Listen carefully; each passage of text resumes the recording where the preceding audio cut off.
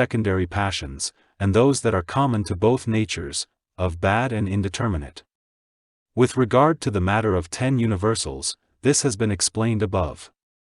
Manas is associated with 19 mental activities, the previously mentioned 9 dharmas, such as contact, 6 secondary passions, along with memory, samadhi, discernment, and torpor. Special mention of memory can be explained as discernment was earlier. Samadhi is included because manas concentrates on one single kind of thing, the self that is grasped as object, and never lets it go. Torpor is included because consciousness is very seriously associated with ignorance, making it torpid. Agitation is not included because it conflicts with torpor. The absence of other mental activities can be understood as previously explained.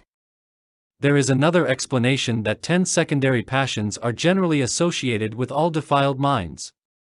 The Yogacarabhimi, Sastra, says, 10 passions, thoughtlessness, agitation, torpor, faithlessness, indolence, wrong desires, wrong resolution, wrong memory, distraction, and inaccurate knowing, occur in all defiled minds, because they are bound to all places in all 3 realms. When wrong desires and wrong resolution are not present, mind is unable to generate the passions, because passions such as craving only occur if there is satisfaction in union with, or separation from, experienced objects, along with determination of the characteristics of the object. Those who are doubtful about principles, such as suffering, are certainly not in doubt concerning such things as form. Therefore, doubt is associated with resolution. With regard to doubt about things that are perceived, this is not doubt as a passion, just as doubt that a person is a post is not. These 2 universals, i.e., secondary passions, wrong desire and wrong resolution, are not given as universals in other texts, because a mind that has as its object an undesirable thing or is associated with doubt does not manifest these, 2, in a coarse manner.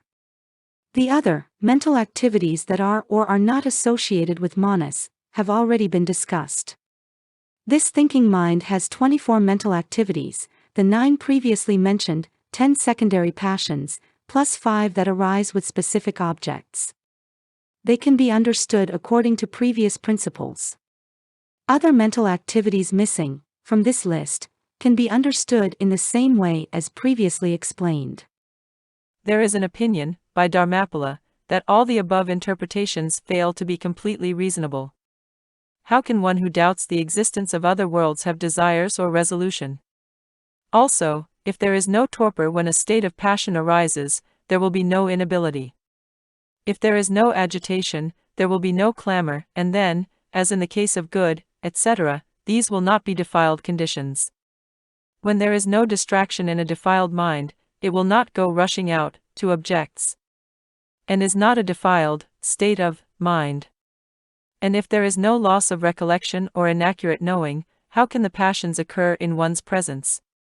Therefore it is certain that defiled minds are associated with 8 secondary passions: torpor, agitation, lack of faith, indolence, thoughtlessness, forgetfulness, distraction, and inaccurate knowing. As for forgetfulness and inaccurate knowing being of the nature of memory and discernment, they are not found universally in all defiled minds, because not all defiled minds have as their objects things already experienced, nor do they contain examination. If their nature is ignorance, they occur in all defiled minds, for reasons already given. The manas is associated with 18 mental activities, the first 9 dharmas, such as contact and feeling, 8 secondary passions, and 1, with specific objects, discernment. As for those mental activities that are absent from this list, that are included in the 3 passages from the treatises, they should be explained as above. Done in this way, there is no disagreement with teachings or reason. 9. The feeling of manas. With what feeling is defiled manas associated? One interpretation is that it is associated only with the feeling of satisfaction, because it perpetually clings within to a self and feels satisfaction and love. Another interpretation denies this, because it affirms that the feeling of satisfaction exists all the way to the peak of existence, bhavagra, which would contradict holy teachings.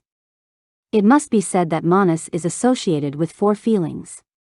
Born in the evil destinies, it is associated with the feeling of dissatisfaction, because its object is the fruit attracted by bad karma. Among humans, celestials of the realm of desire, and the first two trances, dhyana, it is associated with the feeling of satisfaction, because its object is the fruit of good karma of the stages of development that involve satisfaction. In the third trance state, it is associated with joy, because its object is the fruit of good karma of the stages that involve joy. In the fourth trance and up to the peak of existence, it is associated with the feeling of indifference, because its only object is the fruit of good karma of the stage that involves indifference. There is an interpretation that rejects the above explanation, because from beginningless time, this, manas, has been perpetually unchanging and freely and exclusively grasping an inner self and is not associated with feelings that involve change and differentiation. Moreover, when this, 7 anas, differs from the first, store, consciousness, it is distinctly mentioned.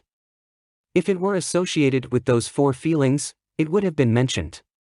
Since it is not, manas is certainly the same as store consciousness, in being associated with only indifference. In its state prior to transmutation, manas is associated with the above-mentioned mental activities. Once transmuted, it occurs only with 21 mental activities, the 5 universals, the 5 with specific objects, and the 11 good ones. Like the 8th consciousness, once transmutation takes place, it is associated only with the feeling of indifference, because it always evolves spontaneously, always impartial vis-a-vis objects. 10. Moral nature of manas. What is the moral species of the mental activities of manas? They are defiled and indeterminate, and that is all. Because the 4 passions, etc., associated with manas are impure dharmas, they are obstacles to the holy path and obscure the mind, and hence they are said to be defiled. They are indeterminate because they are neither good nor not good.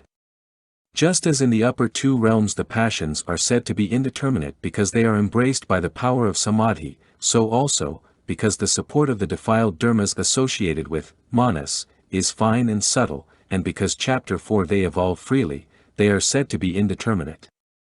Upon the transmutation of the support, the nature of manas is only good. 11. Mental activities and spiritual stages. To what stage, bhimi, are the mental activities of manas connected? The 30 verses say, and bound to the place of birth. When manas is born in the realm of desire, the mental activities associated with the presently functioning manas are bound to the realm of desire, and so on, all the way to the peak of existence. The reason is that they freely and perpetually take as their object the store consciousness of that stage and grasp it as an inner self, not the store consciousness of other stages. If the store consciousness originates as the retribution of a certain stage, it is referred to as born in that stage. The defiled manas that takes it as its object and grasps it as a self is bound to it and is referred to as bound to that. Another possibility is that manas is bound by the passions, etc., of that stage and is therefore said to be bound to them once it has undergone transmutation of the support. Manas is no longer bound. 12. The cessation of manas. Defiled mind, manas, has continued in a series since beginningless time. In what state does it either eternally or temporarily end? Vasubandhu says in the 30 verses, in the arhat, the samadhi of cessation, and the supramundane path, it does not exist. Arhat refers generally to those in the state of post-learner among the 3 vehicles. In this state, the seeds of defiled mind, manas, and mind itself in its actual form are eternally exterminated, and therefore, Vasubandhu says, our pores nor exist. In the state of learner it is temporarily subdued during the samadhi of cessation and on the supramundane path, and therefore, Vasubandhu says, it does not exist. Since beginningless time, defiled manas has evolved subtly, freely, and uniformly and cannot be subdued by the impure paths.